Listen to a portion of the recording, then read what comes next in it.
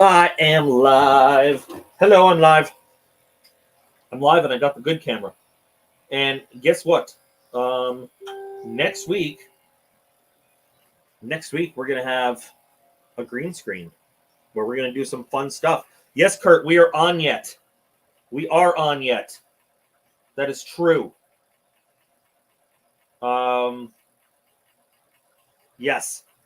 I'm about to turn down some volumes on the phone because I was playing some Fallout 76. I lost track of time, but I'm here. But I am here. And we are getting ready to go. We're going to open up a frosty beverage. We're going to have the fan fix next week, too. We're going to have all sorts of stuff done. So, life is good. Question is, can you hear me? I always like to do a sound check. Somebody just be like, hey, Daniel, hello. Matthew, hello. Am I making audio noise? Yes, no, yes? Hopefully, yes. See, nobody's saying it. Nobody's saying yes. You're saying yes? Well, nobody's saying can't hear me. LOC. Matthew, are you trying to give me a letter of counseling? Matthew Tanner's trying to give me a letter of counseling. I've done something wrong. I don't know what that means. EDC, my audio is not working because I don't have a Bushcraft Spice wallet. You're walking. That's great, Kurt. That is awesome. Oh, hi, Casino Kid, you guy. Oh, Daniel, I'm glad you got an Axial. I love my Axial. I should have brought it here, but I didn't. Hi, Petey Kitty Cat. So I'm gonna show you guys some stuff though. I have a bunch of videos ready to go online, but yeah. So this stupid annoying fan noise. Dave's got the new fan in to replace it for me.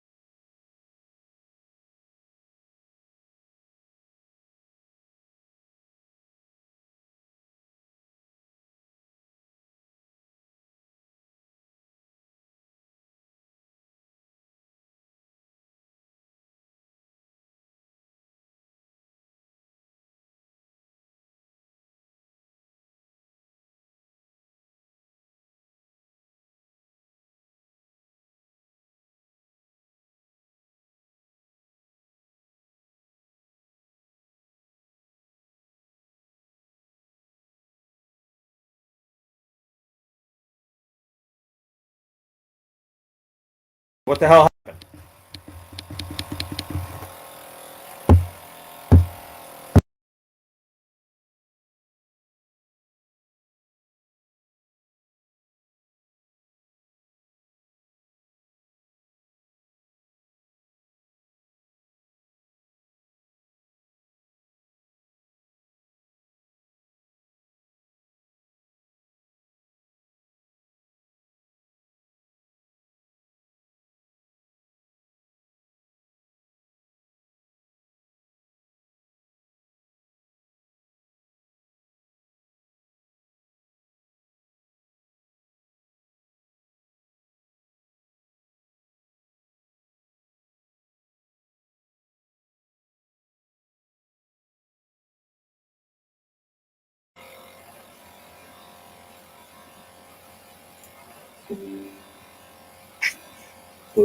Boo.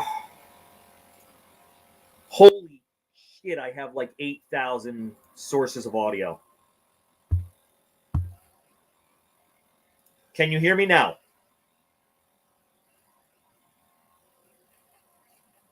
Ukraine and Russia. Can you still hear me after saying Ukraine and Russia? I wonder if that actually does like trigger something. Okay. All right. Anyway, guys. Okay. So, nice. Anyway, so updates that I have been watching. We're not going to talk about Ukraine and Russia this whole time, but Russian soldiers, a group of Russian soldiers surrendered because they didn't know that they were in Ukraine, and once they found out they were sent into Ukraine to fight, they surrendered. Russian soldiers have been punching holes in their own gas tanks and sabotaging their own vehicles. Thank you, Peter, for that. Thank you very much. I appreciate that. Always helping.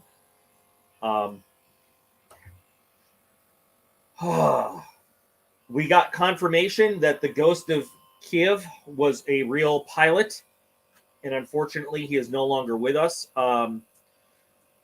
He has been shot down, not by a Russian pilot, but by a SAM system after his 7th kill. God, that fan is killing me. I can't wait till it gets fixed. Yeah. And I want to share my screen with you guys because I just ordered some cool stuff. Share screen. Microsoft Edge tab. So this is a company that makes patches for the military, but they came out with this line of special patches, and it all raises money to be sent to Ukraine, all of the proceeds. And I ordered a handful of all these different ones. I ordered this guy right here. That's for, for multicam uniform on the left shoulder. Oops. What am I doing? I ordered a couple of these guys right here. Ordered one of these guys right here. And this guy right here. And also this guy right here. It's pretty cool. And it's Reaper patches up. You know what? I'm gonna. If anybody's interested in it, because I know there's some patch collectors in here, I am going to post this.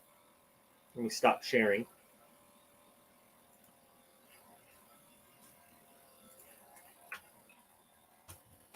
There is the link where you can buy some of those cool patches. Like I said, they're sending the proceeds to Ukraine, support, whatever. It's cool stuff. So we're done with which is the main rifle in the Russian army today. Today they actually use not the AK-47, but the AK-74 and offshoots of that, different subdivisions, which is same pattern, but it's a 5.45 millimeter round as opposed to 7.62 millimeter. And it's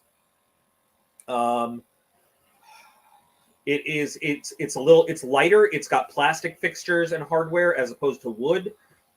And just like the AK-47, which has a bunch of little subdivisions of it, and different models of it, the AK-74 and the AKM, they also have all these different little versions of it as well. So just like we in NATO switched to a smaller but more accurate round, the Russians did the same thing. The Soviets did anyway with the AK-74. You would, unless you really know what you're looking for, you probably would not be able to tell the difference just looking at it. You'd really have to know the details. But one of the things you can look for is that the AK-74 uses a reddish orange plastic magazine instead of the black metal plastic magazine of the AK-47.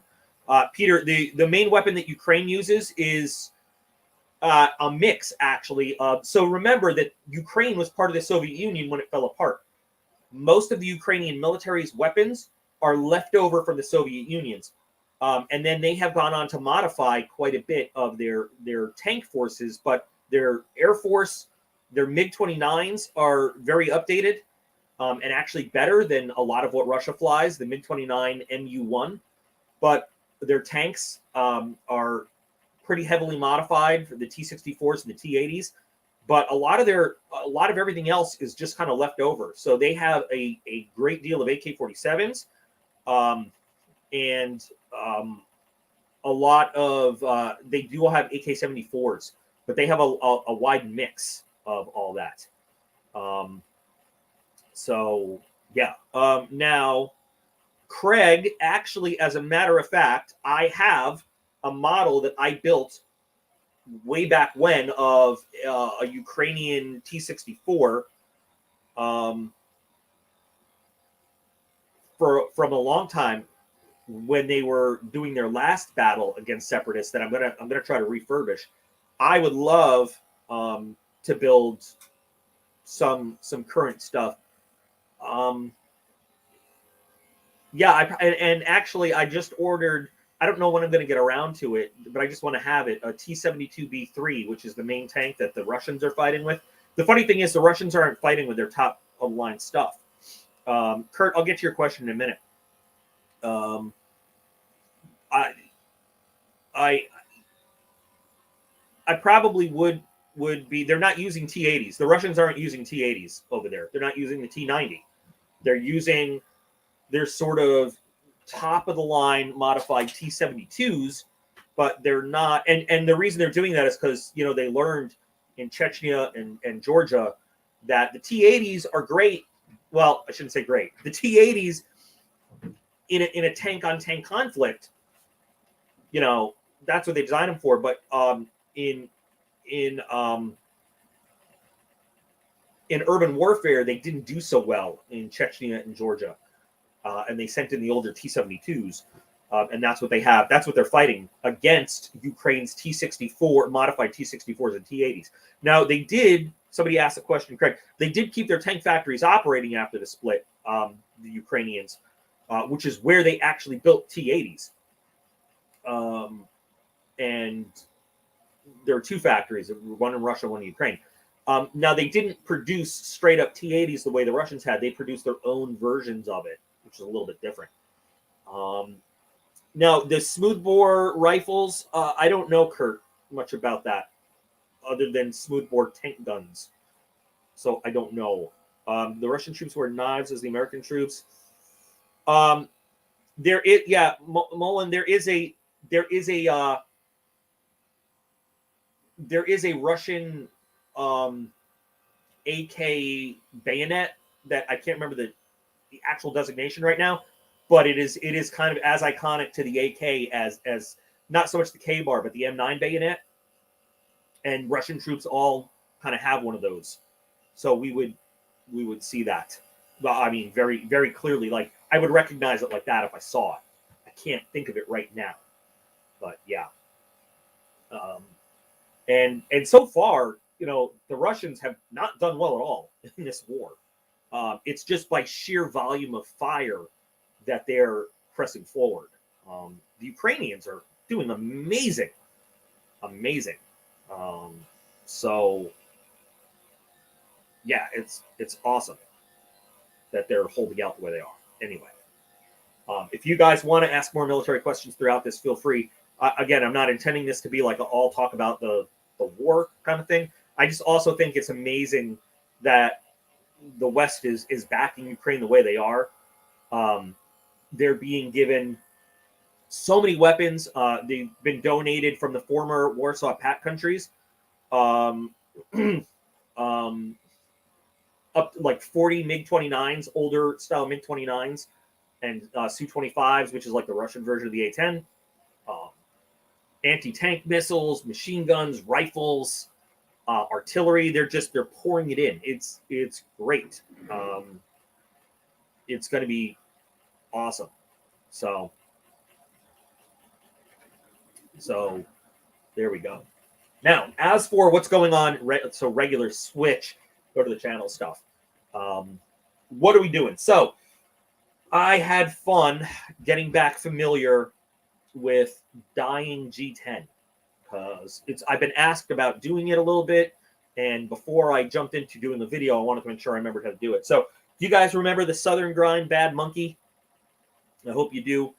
This is the result. I wanted to make it look more jade. not just like the regular ghost jade, but like an actual green jade color. So here it is, very more jade color, and this is a mix.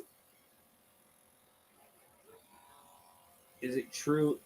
No, the Russians don't have like 40,000 Spetsnaz. They like to make the world think. And the thing is, Spetsnaz operating in that number kind of negate what they do as Spetsnaz. So this is a mix of. So I always use RIT fabric dye when I'm dyeing G10. And this is a mix of peacock green and a little bit of royal blue to get the kind of color that I wanted. And I'm very happy. And it's not now. At least it's showing up green. We solved that problem. I've got some pictures on Instagram that really show the nice. I mean, it really has, you know, that deep green jade color. It really looks nice in the color that it is now. So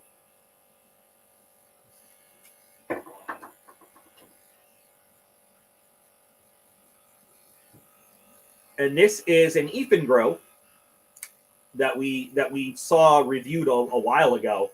And so I dyed the scales on this, and then just as a demonstration of what you can do.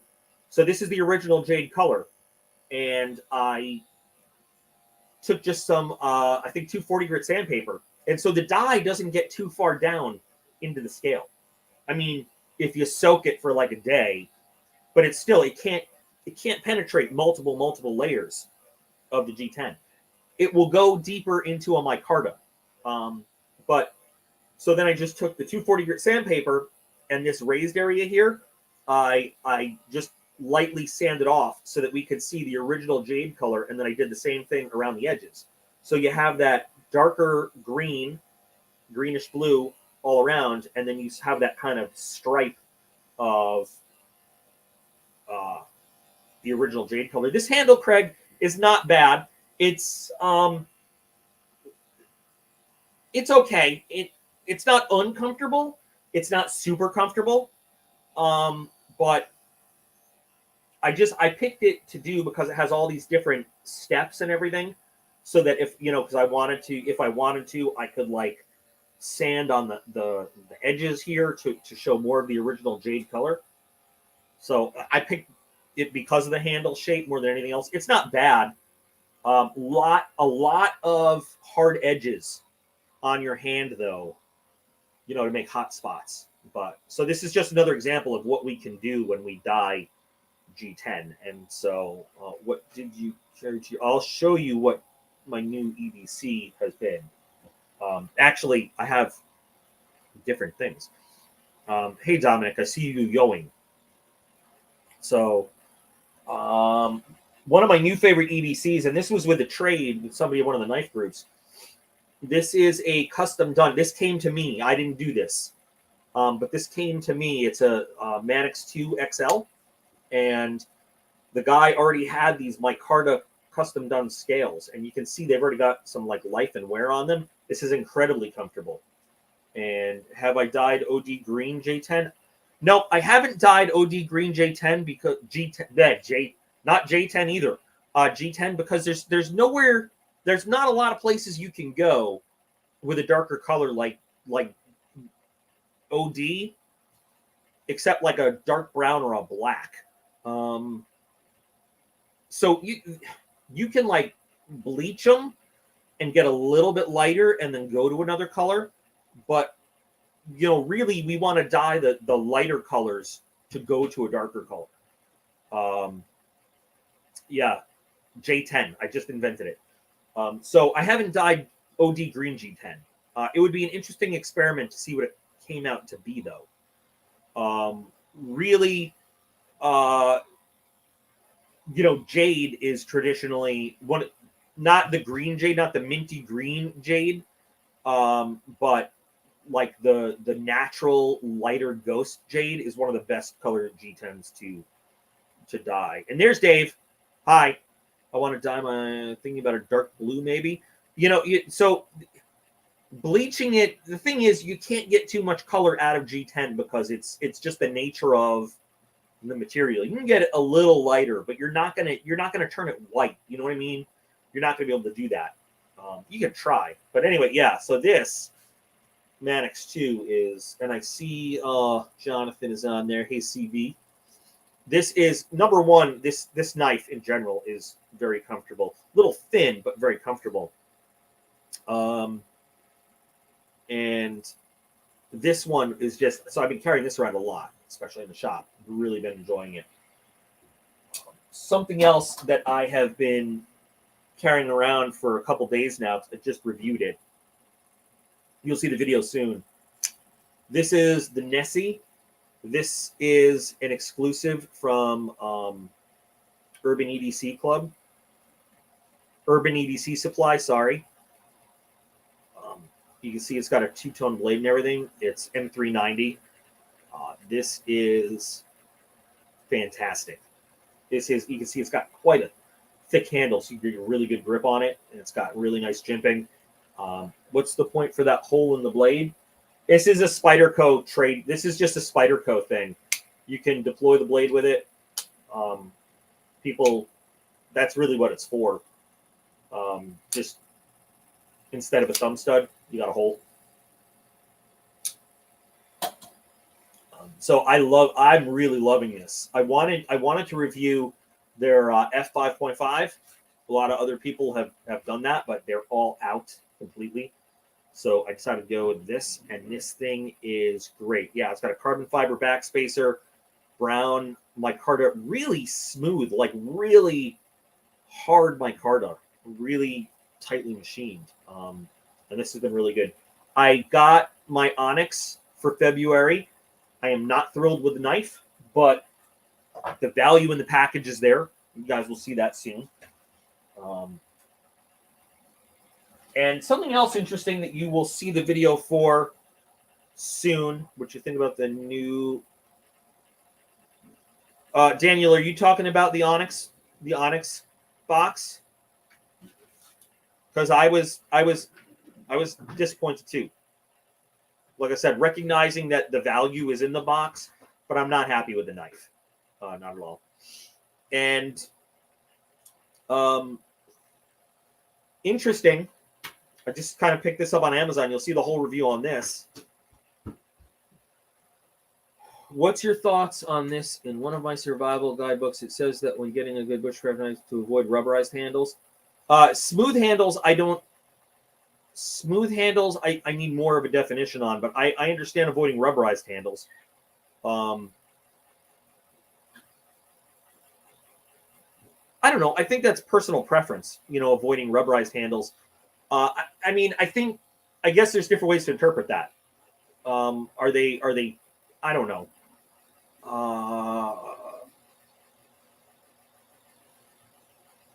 Like a rubber overmold on a rigid handle can aid in comfort a little bit, but like a rubber handle, I wouldn't want. But like a totally smooth handle, I wouldn't want. I'd want something with. Oh my God, Rachel, how are you doing? I would want something with a little bit of grip in it, not like a totally smooth handle. So I guess there's a little way to look at it. But anyway, yeah, it's jade. Of course it's jade. But it's a folding kitchen knife for your kitchen knifing. And we'll look at that in a video.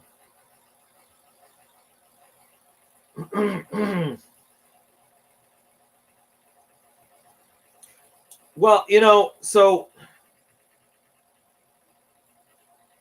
here's the thing. Every expert that writes their book or something, they're writing based on their own experience. I personally have had good experiences and results with some knives with rubber overmold handles. That's me. This guy might have had bad.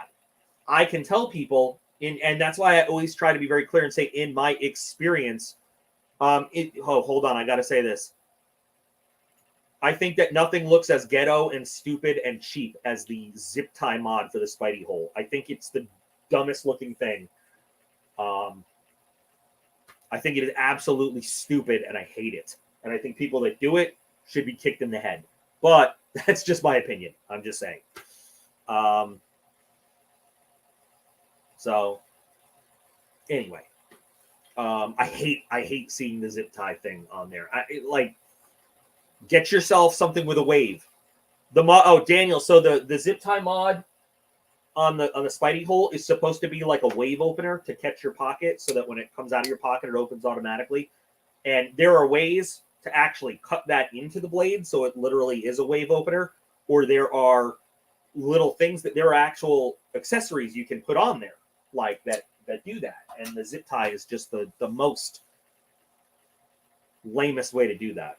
But yeah. So Rachel, why don't you message me later and just tell me what's been going on with you? I didn't bring everything I want. I have put all the entries for the giveaway in a spreadsheet. I have to record the video of picking a winner. Hi Peter, what are you doing? You're gonna knock down that power cord, aren't you? Yeah. And we'll get that all going. This week we'll get that knife given away. I wanted to make sure that the last giveaway winner received their thing, so I didn't have two packages out in the world floating around to keep track of. But USPS says it was delivered, so we're ready to go. I really love the dark jade look on this. It's really nice. Oh, by the way, guys, have y'all tried the new limited edition Space Coke? Look, it's space flavored. I'm gonna have a drink real quick.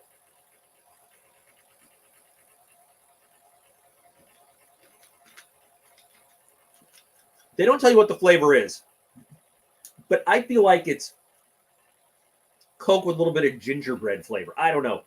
Friend of mine says she thinks it tastes like a strawberry cream flavor. I don't know. It's Space Pants. It's Starlight. I don't know. Dave, I have one for you.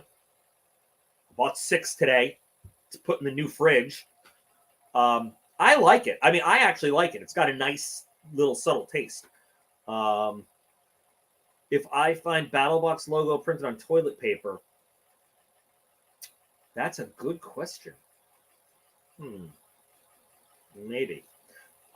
I like it though, because it's got, like I said, it's got a nice kind of flavor. Do they come in diet? I don't know if they come in diet. I haven't seen them. I just stopped at a little store today on the way into work, and I saw them. Oh, I got one the other day on Monday, and I stopped again today, and I was like, I got to get more.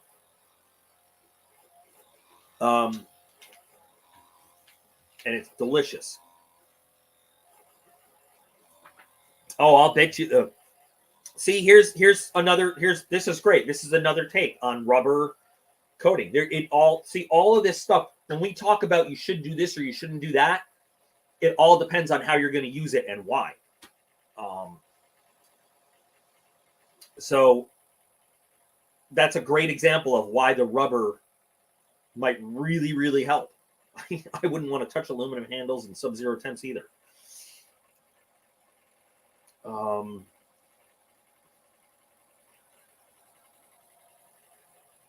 Space flavor is just gathered up leftover Coke from bottles found in the trash. No, but see, they got to add something so you don't taste all the other people's spit. So that's where the gingerbread comes in.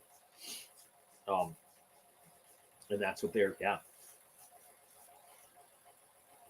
God. For those of you, by the way, I've had a few different people ask me about the model, the Air Force Builder page, the model page. I've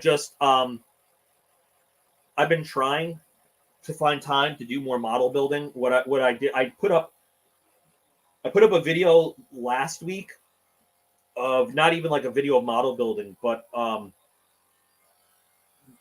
just pictures of an old build, kind of talking through it.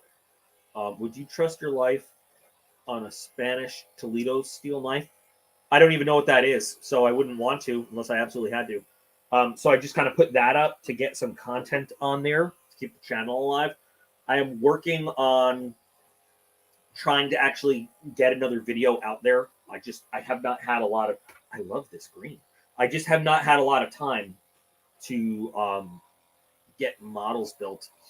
I'm working on it though. I'm working on it. I'm trying. It's just it takes a lot more time to work on that channel than to work on this channel, believe it or not. A lot. Here's a funny thing, by the way, just so you know. Who the hell? Sorry. So one of my Patreon guys got a new subscription to replace Smoky Mountain. Jason, who used to send Smoky Mountain. Smoky Mountain, much respect to them. They suspended their subscription because they felt like they couldn't provide the same quality that they were used to right now, as opposed to a lot of other subscriptions that are just packing the crap in boxes and sending it, right? Cool. So they suspended the Smoky Mountain, what is it? Smoky Mountain Army Care Package. So they suspended it, and they're going to bring it back when they feel like they've got an adequate supply of good, decent stuff they can put in. He tried to hook me up with another box. I didn't know that. He asked me yesterday, commenting on another video, hey, have you gotten the PMP box yet? And I said, huh? And he said, yeah, did you get the PMP box? And I said, no, did you send it? And he said, yeah. And I was like, oh, that's funny, because he bought the February box.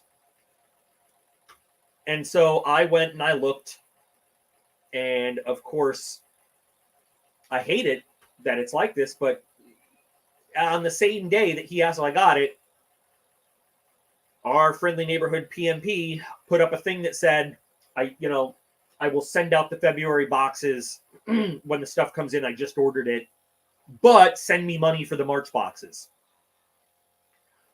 And, his posts are really cringy. And I'm sorry. He's just, I was hoping that he would get his stuff together and make something good out of it. But all of his posts are not about what gear is coming or what's good. He has one that says, support my small business and, order as early as you can because it's better for me that way. And I'm like, how is that a good, like, I don't know if it's just me, but to me, that's like, what's the word I'm looking for? That is not a good advertisement. That is not a I can't think of the word, but like, not cheesy, but like, that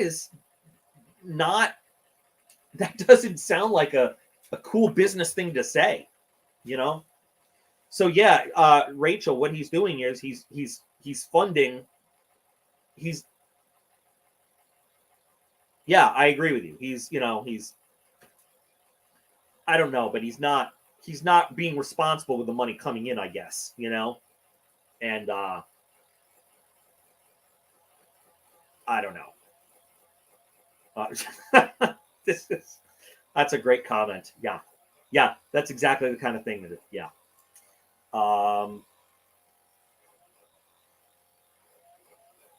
Yeah. Get your order in as early as you can. It's better for me that way. I don't know. And he still is in the habit of anytime somebody questions or says, I never got an order or something like that, he deletes and blocks them off the Facebook page. So we'll see if we ever get that box. He says they're supposed to ship out this week, but this week is March. I don't know. Now there's some other boxes that come late, but at least they ship out in February, So, I don't know. Yeah, you know what, Phil? I'm surprised he's still in business at all. I cannot believe people are still supporting that. And again, I say this as somebody that early on, in his business life, he used to comment on a lot of my videos, hey, try out my box. Hey, try out mine. Hey, give me a shot. And I did.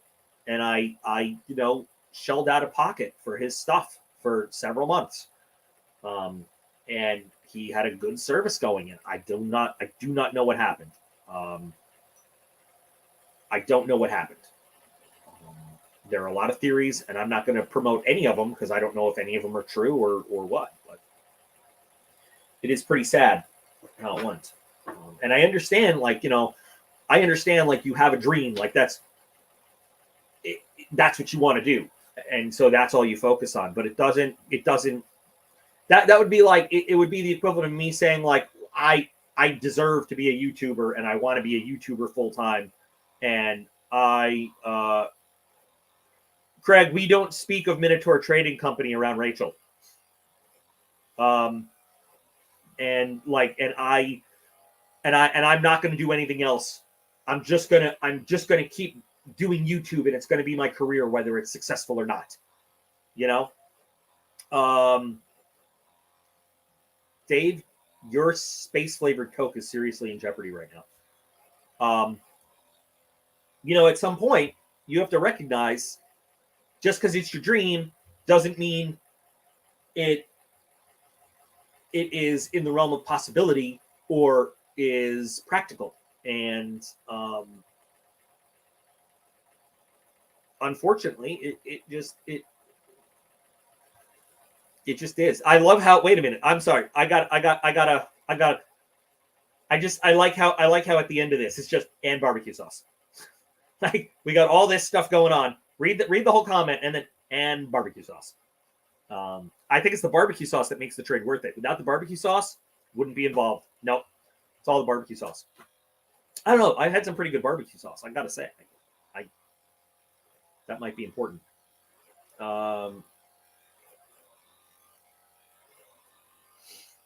Yeah, I mean, this is kind of like, I don't know how many people, you know, and he, you know, silencing people. I get it. Like, you don't want people saying negative stuff on your, on your page, but at the same time, that's, if you're not willing to allow people to say anything negative, you have something to hide. Is the way I take it. You know, Peter, in the long run, and people will disagree with me, and that's fine. My opinion is, in the long run, I think that Barrel and Blade has provided usable. I'm not talking about value. I'm not talking about money into, money out. I'm talking about Barrel and Blade has provided good, usable items time after time after time. I haven't loved everything in it. There have been some things I flat out haven't liked. But month after month, Barrel and Blade has provided good quality stuff and more useful to not useful items over the long run. There have been a couple boxes even where I've looked at it and I've been like, what am I going to do with this stuff in the, you know, like the box as a whole? But at the same time, like I said, looking at the big picture, I think Barrel and Blade is probably, you know, where it is. But I'm looking at, you know, maybe adding a new box or two as we go on.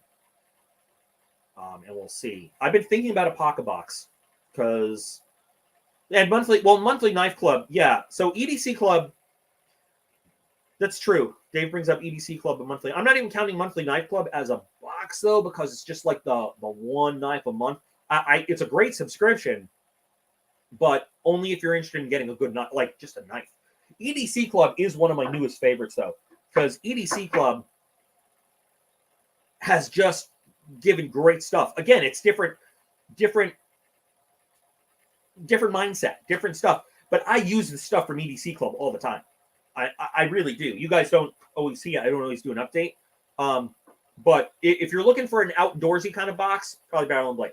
If you're looking for stuff that you can use all the time, though, EDC Club is great. I really like. I had a great conversation with the dude in charge one day, and he said, I flat out, he said, you know, what do you think? What do you think of what we've thrown in there so far? What ideas do you have? What would you suggest? And I was like, wait a minute, this is a setup, right? Like, you're actually asking for an opinion. You're not just going to make assumptions and throw whatever the crap you can get cheap in the box. And it just really blew my mind. So, you know, there's somebody who really wants to put out a good product, you know, and I appreciate that. Hold on, I missed a little bit. So here on this one, I don't feel like you can compare the two boxes because they're not the same thing. Monthly Knife Club is just giving you a good quality knife, but EDC Club sometimes is a knife and sometimes is other EDC gear. So they're not. I couldn't compare the two and pick one of those out. Yeah, we're talking about the Going Gear EDC Club is what we're talking about. Yeah, Rachel, we all miss old Battle Box. The Battle Box of a couple years ago would be my favorite, but no. And Jonathan, I will check out your Apocabox videos actually to see, because now I want to know. How's? Oh, you know what? Carnivore Club is still going. I just haven't had the heart to do videos without Tato. I'm gonna do one tonight or tomorrow though, on the newest box. I'm gonna get back to that. It's been sad. Let me see this. Are you impressed by the Ukrainian army and president, or expected that? You know, I said earlier on, I am very impressed with the whole performance of how Ukraine is. Their military, their people. Zelensky is one hell of a leader. He has been offered a way out by multiple foreign governments, and he has rejected it time and time again to stay and lead his people. I am also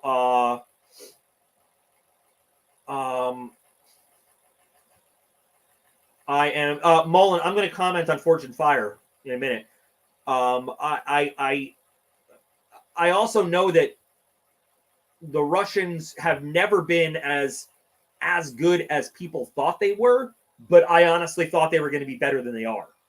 You know, and I know that a lot of it has. Look, Russia has a conscript army, so people are drafted. They used to have to put in 2 years of service. Now they only put it in 1. That's barely enough time to even learn your job in the military, let alone be good at it.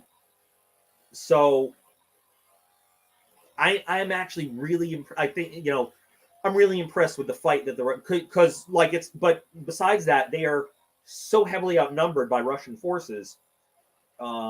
But they are just putting up such a good defense. I'm really impressed with the Ukrainians and how they're doing. So how much real? So Forge and Fire, we see so little of what goes on. There's a great interview by Will Willis, the host of Forge and Fire, and they asked why he was leaving the show when he left, and he said, because it's the most boring job I've ever had.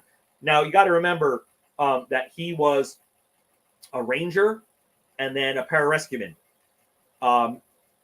And so literally, remember the show, like each phase is 3 hours. We see about 10 minutes of it. So they're actually doing that stuff. We're seeing such a heavily edited portion of it, and he's basically sitting on his ass, taking a nap, chatting with the judges, whatever. And then these brief moments of, they're like, okay, are you ready to say, you know, 1 hour down? And they film him and they say 1 hour down, and then he sits down and does nothing. So what we see is, and then the clips you see are shown entirely out of order to make it all look much more dramatic. Like when they say, 2 minutes left, and then they show everybody running around doing stuff. That stuff has already happened. They're not doing those last minute steps in those last few minutes. Like, everybody's done before the timer goes off in each phase. But anyway, it's interesting. Isn't the president like captain of a ship in that way? As if the ship goes down, the captain goes down. Well, so here's 2 schools of thought on that, Phil. You could say that the president or the leader goes down the ship, but you could also say that in some situations the leader has to survive to lead. And that's like think of, what's his name? I can't think of it, but he was ordered out of the Philippines. Craig, you know who I'm talking about. Come on, back me up, man. MacArthur. MacArthur had to leave. Wait. MacArthur had to get out of the Philippines, even though he didn't want to leave his men, because he had to survive to lead more. So it's, it's different, Sometimes you don't want your best leader to just die gloriously in battle. You want him to live to lead on more and more and more. What's up, Mr. Ethan? Can I open the fridge? What? Can I open the fridge? Don't open that little one. Open the new big one. Okay.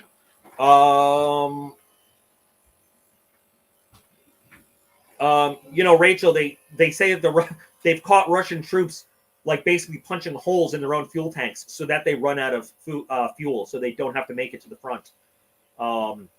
Yeah, crazy.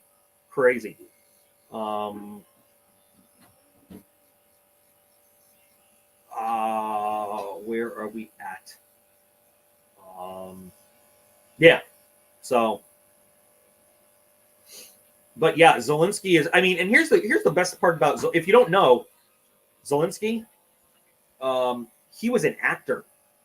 He was a comedian who was actually, yeah, those are good. He was actually on a show which was about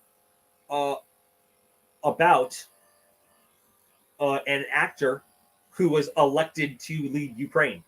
And that's exactly what happened. Because Vladimir Putin has a small penis. That's why. Listen, you ask 10 different people, you'll get 10 different reasons. But Vladimir Putin wants the grand Russian Empire back. That's why. That's why. Here's the thing. Because he says this is what doesn't make sense. He says he's got, he's in Ukraine because Ukraine, the NATO aggression, and he just listen to this, so like he can't have Ukraine, he's got to topple Ukraine because if Ukraine joins NATO, then he'll have a NATO enemy right next door. If he takes over Ukraine, who's right on the border of Ukraine? Romania, Poland, and Latvia. And guess what? They're all NATO members. So if he takes over Ukraine, he's still going to have NATO right next door. So every time he makes up another reason, he's full of shit.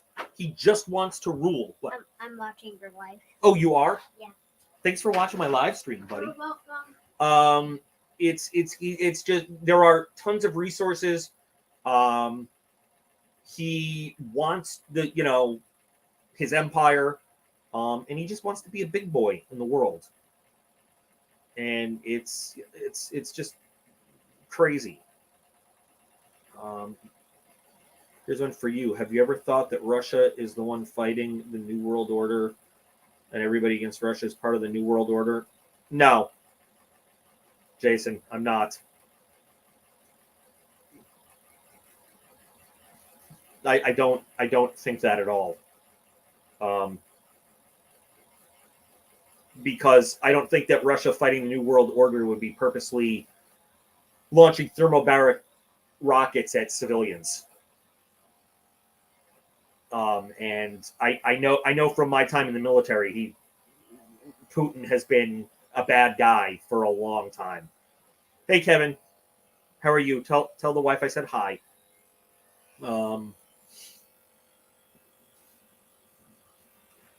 Here's another thing. He says that Putin makes this thing about the Ukrainian military is full of Nazis and the Ukraine government is a fascist Nazi government. Zelensky is a Jewish guy. And they sent their fascist, Chechen dudes that did the gay massacre purge of Chechnya in to fight that ethnically cleansed a bunch of places. So I'm just saying it doesn't. I don't believe that Russia's is a good guy in this at all, fighting a new world order or anything like that. I still talk to some of my old military folks who tell me some things that they probably shouldn't, and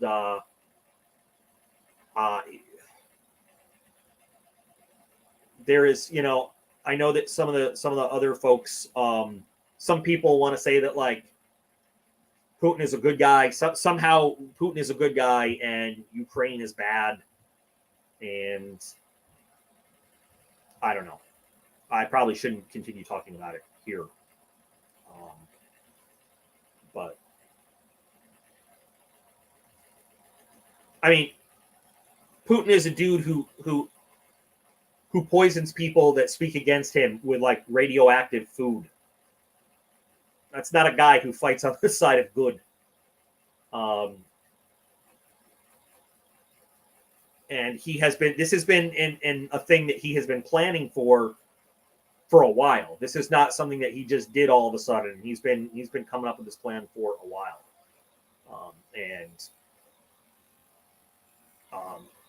Even China is, has recognized he's a little nuts and is kind of in talks with Ukraine and has been leaning against what Russia's doing. I don't know. I don't know.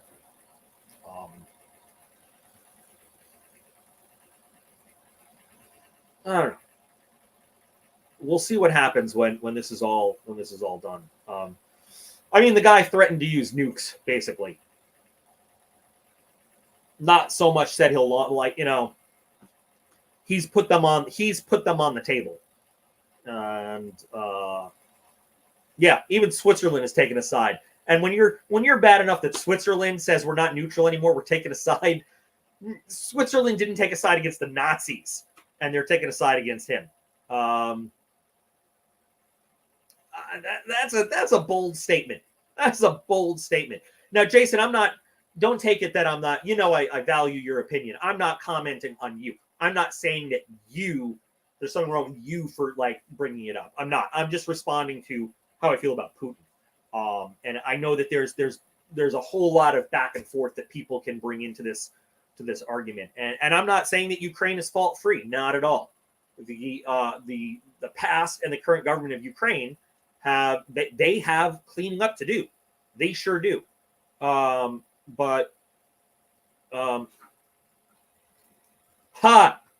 Joke's on him. I don't drink tea. But if he poisons the Blue Mountain Dew supply, I am fucked. But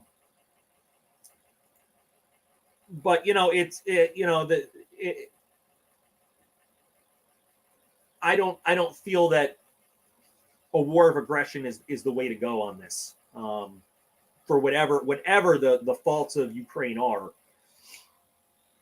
I think launching a one country war against it is not the way to go. I don't know if he thought that like everybody else would rally again with him and go at it, or everybody would just turn a blind eye and say like, it's only Ukraine, who cares? I don't know. I cannot possibly fathom what he thought was going to be the response. And here's what I personally think. I feel like this is all 100% bouncing around in my head. I feel like Putin is not the kind of guy who surrounds himself with people that tell him no and tell him things that he doesn't want to hear. So I think that when he's planning an operation like this, a general or a Ministry of Defense official who tells him, no, this is not a good idea, or no, you're not capable of pulling this off, does not maintain his position for very long. Or a foreign minister representative who says the world will not support this or the world will gang up on you, does not stay in that room very long. The guy who tells him, because remember, he's an experienced KGB guy. He knows how the game is played. The guy who says exactly like, oh, of course, the world will rally to your cause, great and noble leader, is the guy who stays in the room with him. And so when he's putting this together, he did not probably have or listen to the benefit of those who might have said, listen, this ain't going to work. Our troops don't have the training. The equipment is falling apart. The Ukrainian people are not just going to fold over, and this is kind of a mistake. And so he launched this thing, and I think he's genuinely. And I don't. You know what? I don't even know what reports he's getting back. And I'm not. Like in World War II, Hitler. Not saying Putin's Hitler, okay, but Hitler made dramatically stupid strategic mistakes because people were terrified to tell him the war was going bad. So they would say, oh, of course, we're doing great. We're winning everywhere. And then Hitler would redistribute troop concentrations in terrible ways based on bullshit that his generals told him because they didn't want to get executed for telling him the truth. I don't know what's going on and what people are actually telling Putin about how the war is going. And I don't know what decisions he's making based on information. So I don't know what's going on in this guy's head. And if 5, 6, 7 days in, he thinks they're doing great, and they, for all I know, maybe he thinks they've already captured the capital. But I don't see him as a guy who keeps around people who tells him stuff that he doesn't already have decided in his head. I don't know. So I think there's a lot of, and here's what I also want people to understand too. While we're all running around yelling "fuck Russia," please understand that the Russian army is full of 18, 19, and 20-year-old kids who have done nothing but grown up in a country where their leader is an egomaniacal. Well, Stephen, see, the thing is, Putin has flexed over and over and over, and you never know when they're going to invade or when they're not or what they're going to do. But understand these Russian troops. There's a video of a young Russian soldier just sitting on some steps, crying while these Ukrainians scream at him. Get out! We don't want you here.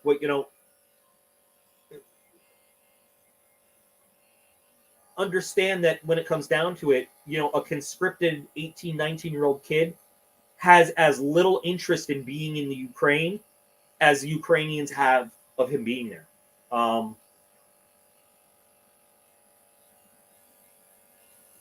No, they're there because if God knows what happens to their families and stuff if they don't follow their orders. You know what I mean? It's just the way it is in Russia.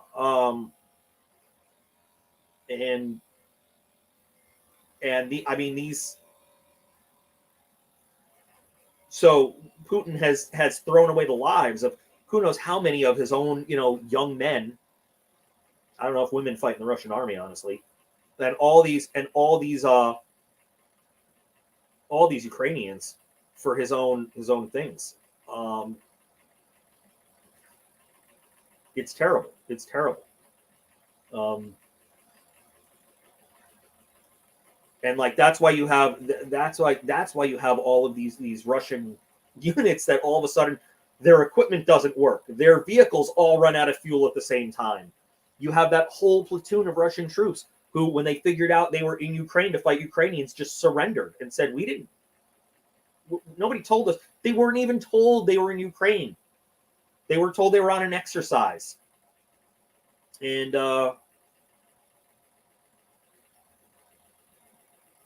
no, you didn't. This makes me crazy. You didn't see a tank doing that. Not everything with tracks is a tank. You saw an SA-13 surface-to-air missile vehicle. God, if I hear one more uninformed news reporter call an MTLB a tank or a BT or a BMP a tank, or not everything on tracks is a tank.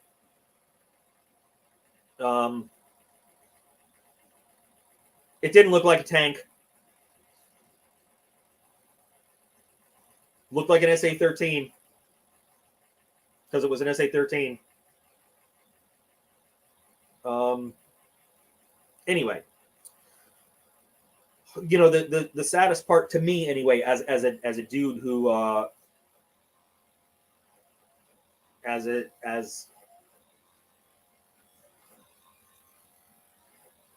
well, you know, because these guys have orders to, you know, to stop people. They had orders to stop people from trying to leave the city.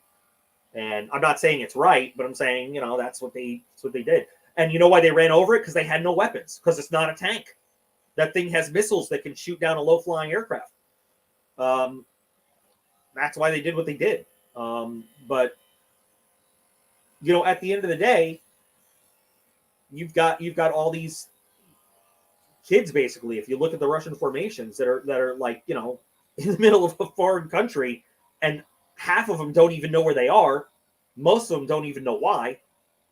And I don't, trust me, I'm not simping for Russia. I think we need, you know, unfortunately, the way you save most lives in a war is to massively shut down with the most violence possible in the shortest amount of time, and convince the rest of them they don't want to fight anymore.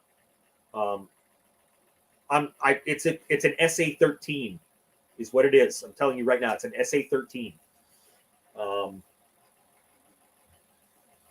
just Google SA-13 and look at it, and you'll see it's exactly what it is.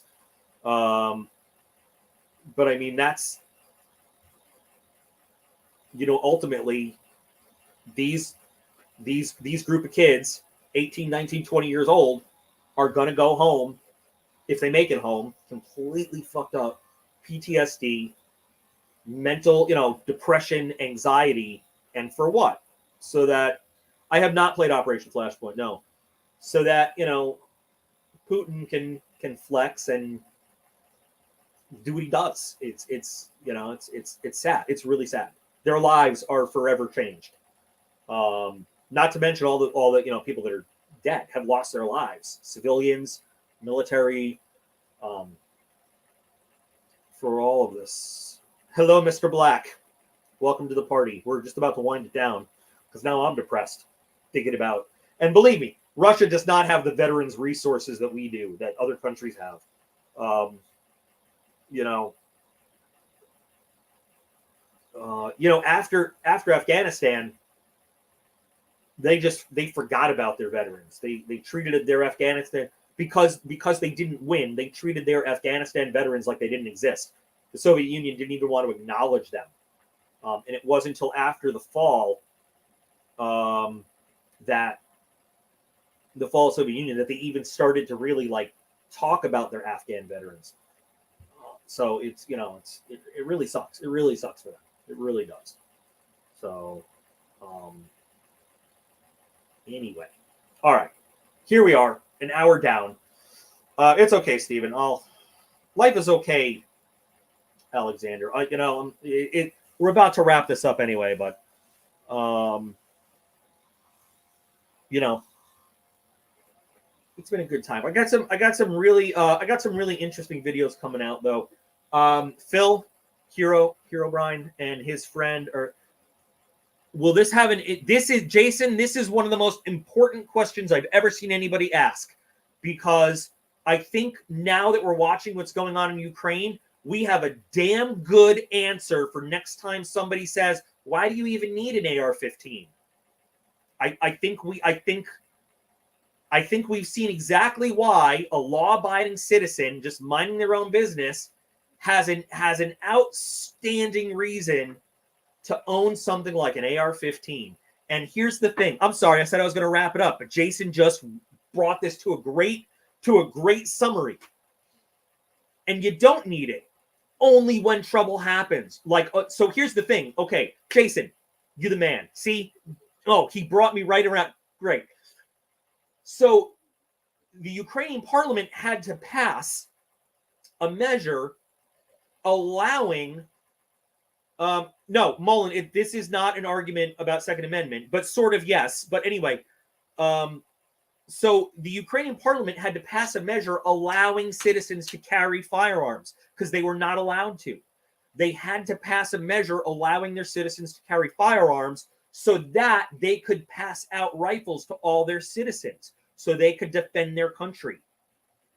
That is the crux of the Second Amendment, so that we are allowed the freedom to defend our country if need be. And when that time comes to defend our country, that is not the time for us to start passing out weapons to people that have never held one, never fired one, have no idea how to use it, don't know anything about safety, don't know anything about maintenance. You need to know how to use it to actually face an opponent in a time of danger. And the Second Amendment allows us as citizens, we say the right, personally I feel like it's a responsibility, but the right to keep and bear arms so that we, when danger comes, are not a bunch of people that have no idea what we're doing. We have possessed, we have operated, we face the danger with a tool that we are familiar with, that we are comfortable with, that we know how to use safely, that we know how to maintain. And then, have you ever heard of the American Revolution, though? Because that is, you're describing exactly what happened in the American Revolution. It was a bunch of citizens that became dangerous for professional soldiers. And that is exactly what happened, though. And that is exactly what's happening in the Ukraine, though. In Ukraine right now. It is not the Ukraine's military that is defending the country. They're doing a lot of it. It is citizens in the street that have never fought before in their lives that are defending their capital against the Russian military. So yes, where is he? Where is Jason? So yes, I think the impact this is going to have is that it is going to bolster our rights, because we now have that golden answer. You know, number one, it's none of your damn business why I need to own an AR-15. Not you, Jason, but, in general. But number two, now next time somebody says, why do you need to own that? Watch the news. Turn on the news right now, and you'll see why we need to own it. Anyway. And hopefully it was more than 200 years ago, and hopefully you'll never have to do it again. Hopefully you'll never have to do it again. But God forbid you do. You should have the right to the tools to defend yourself. And as a matter of fact, somebody just asked me why my son's name is Ethan. And I looked right at him and I said, you ever heard of Ethan Allen? And the guy was like, who? And I said, well, you need to brush up on your American history. But that's why I picked the name for my youngest son. Anyway, yes, I need to get going too. So anyway, Jason, thank you so much for bringing this back around to another great point. Jason's one of the boys. Anyway, guys, thank you for sitting through all this. I'm sorry it turned into a war discussion again. Don't try. You'll hurt yourself. This is like, if you could take my brain out and try to map it, it's like somebody scribbled like this with a bunch of crayons, like this with a bunch of crayons. You'll just hurt yourself. Yeah, Steven, I don't know, but all of them, I guess. So anyway, thanks guys for participating in the discussion. Stand by for some really cool videos coming out. We'll always discuss whatever you guys want to discuss on these live streams, no matter what I have planned. Okay, so I enjoy it. I like talking. So you guys are all absolutely awesome. I appreciate every single one of you, and we'll be back again real soon.